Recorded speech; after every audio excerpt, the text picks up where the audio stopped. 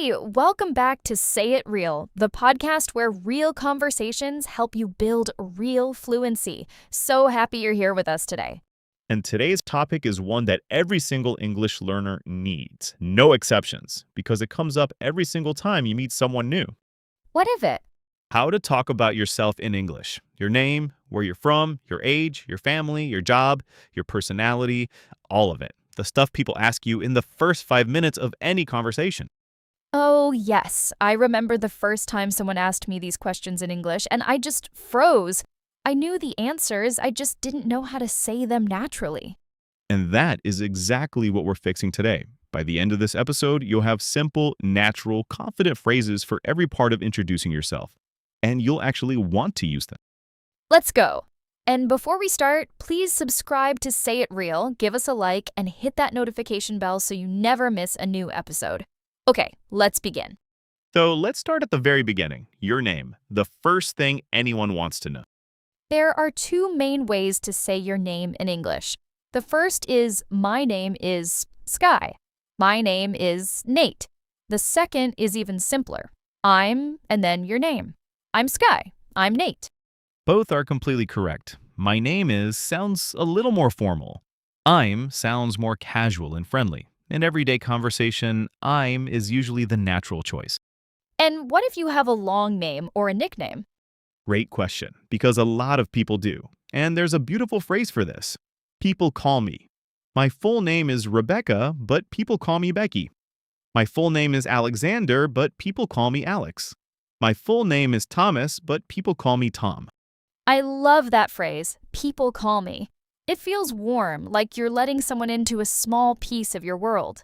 It does, and there's a cultural note worth knowing here. In English-speaking countries, people often use short or friendly names very quickly. Someone might shorten your name after meeting you just once. It's not rude at all. It's actually a sign of friendliness. It means they feel comfortable with you. I remember being surprised by this. Someone I just met started calling me by a nickname immediately, and I thought, did I miss something? But no, that's just how it works. That's exactly how it works. Okay, let's practice. Repeat after us. My name is Sky. My name is Sky. I'm Nate. I'm Nate. My full name is Rebecca, but people call me Becky. My full name is Rebecca, but people call me Becky. Perfect. Now, where are you from? This is one of the most common questions in the world. People ask it everywhere. First meetings, travel, work, social situations, everywhere. The basic pattern is I'm from, and then your country, your city. I'm from Japan. I'm from Brazil. I'm from Egypt. Clean, simple, natural. And if you want to give a little more detail, especially if you're from a city that not everyone knows, you can add the country. I'm from Nairobi. It's in Kenya. I'm from Porto. It's in Portugal. That way, the other person always understands, even if they don't know your city. And what if your story's a bit more complicated, like you were born in one place but live somewhere else? Then you use this pattern. I was born in somewhere, but I live in somewhere now. I was born in India, but I live in Canada now. I was born in a small town, but I moved to the city a few years ago. It tells a little piece of your story, and people love that. Because places make people curious. If you say, I'm from Italy, someone will say, oh, I love Italian food, or I visited Florence last year. People use places to find connections, to find things in common. Always. It's one of the most reliable ways to keep a conversation going in English. Where you're from becomes a doorway into a whole conversation. So, I'm from, followed by your place. I was born in somewhere, but I live in somewhere. Both are natural. Both are useful. Both will serve you in every single introduction.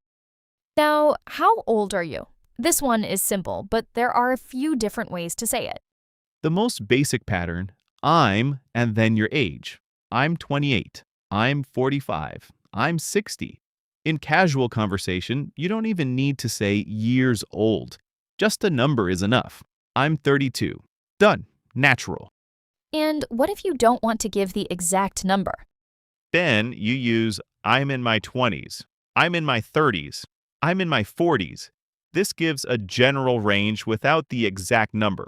Very common, very natural, and completely acceptable. You can even be more specific without giving the exact year. I'm in my early 30s, that means around 31, 32, 33.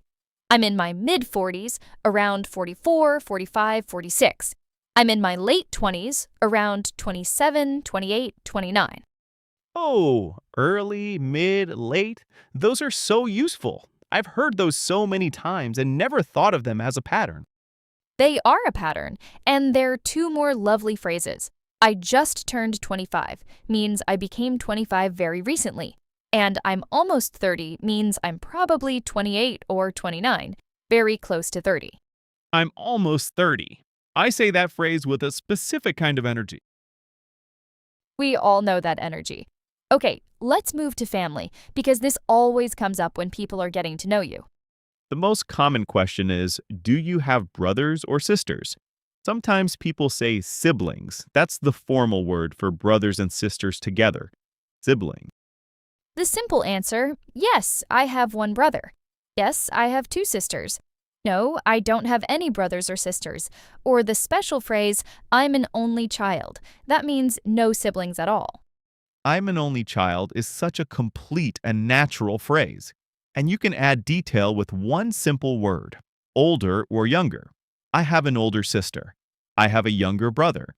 I have two younger sisters. That one word makes your answer so much richer. And what about your position in the family? Oldest, youngest, middle? Yes, I'm the oldest. I'm the youngest. I'm the middle child. These are all very natural phrases. And if someone asks how many siblings you have, I have 3 siblings, 1 brother and 2 sisters. You can mix and match however fits your family. And a very common question is, do you live with your family? The simple answer's yes, I live with my parents. I live with my partner and our children. No, I live alone. I live with friends. I live on my own. That means alone, independently. These phrases come up so often, and having them ready makes you feel so much more confident in conversation. Now, work and study. What do you do?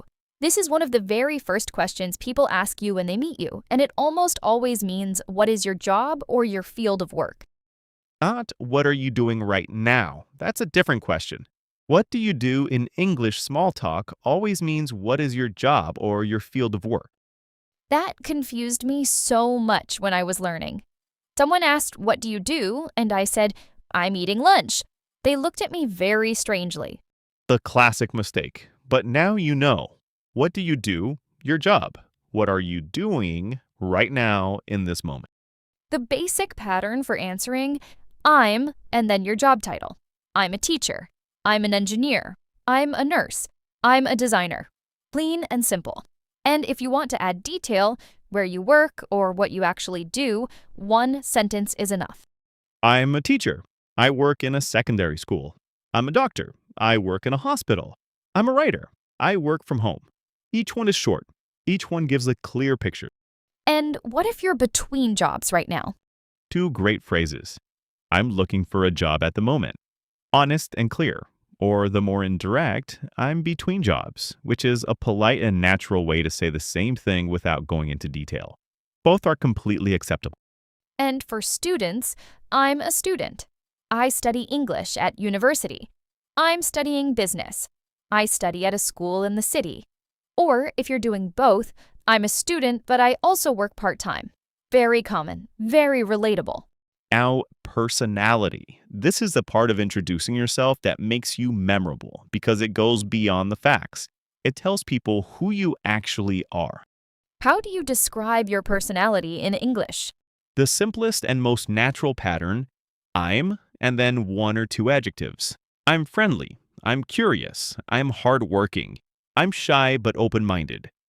Easygoing and positive. These simple words do a lot of work. Friendly means you enjoy people. Hardworking means you take effort seriously. Curious means you love learning new things. Open-minded means you welcome new ideas. Honestly, I usually describe myself as curious and a little quiet. I like listening more than talking, which is funny because here I am talking on a podcast. And I usually say I'm warm and enthusiastic. which anyone who knows me will confirm immediately. And there's a very common question you might hear. What are you like? Not what do you like, that asks about your interests. What are you like asks about your personality, your character. So, if someone asks, "What are you like?" you answer with your personality. I'm friendly and patient. I'm shy but very hardworking. I'm quite outgoing. I love meeting new people. And in job interviews specifically, people ask, how would you describe yourself? That's your moment to give 2 or 3 positive qualities. I'm reliable, creative, and hardworking. I'm patient, focused, and good at working in a team. The key with personality descriptions is this: you don't need long, complicated sentences. 1 or 2 honest adjectives said with confidence is better than a paragraph said nervously. Short and confident always beats long and uncertain, in any language, in any situation. Okay, let's do the word tour. Key phrases from today, slowly and clearly. My name is, or I'm. Both work. My name is Nate. I'm Sky. My full name is Rebecca, but people call me Becky. I'm from. I'm from Japan. I'm from Brazil. I was born in India, but I live in Canada now. Age phrases. I'm 28. I'm in my 30s. I'm in my early 40s. I just turned 30. I'm almost 40. Family phrases. I have one older brother. I have 2 younger sisters. I'm an only child. I'm the oldest. I'm the youngest. I'm the middle child. I live alone. I live with my parents. Work phrases. I'm a teacher. I work in a school. I'm looking for a job at the moment. I'm between jobs. I'm a student. I study engineering. Personality phrases. I'm friendly and patient. I'm curious and open-minded. I'm shy but hardworking. I'm easygoing and positive.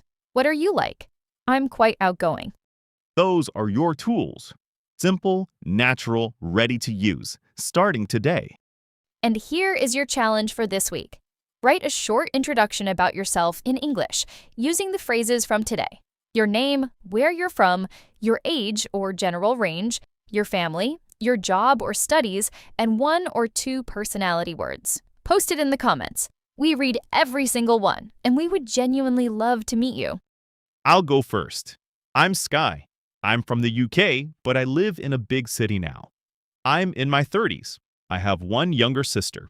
I work in English education. I'm curious, warm, and a little too enthusiastic about vocabulary. That is a perfect introduction. Short, natural, personal, human. And if today's episode helped you, please subscribe to Say It Real, give us a like, and tap that notification bell so you never miss a new episode. Every single one helps us reach more learners just like you. Thank you so much for being here. This is Sky and Nate from Say It Real.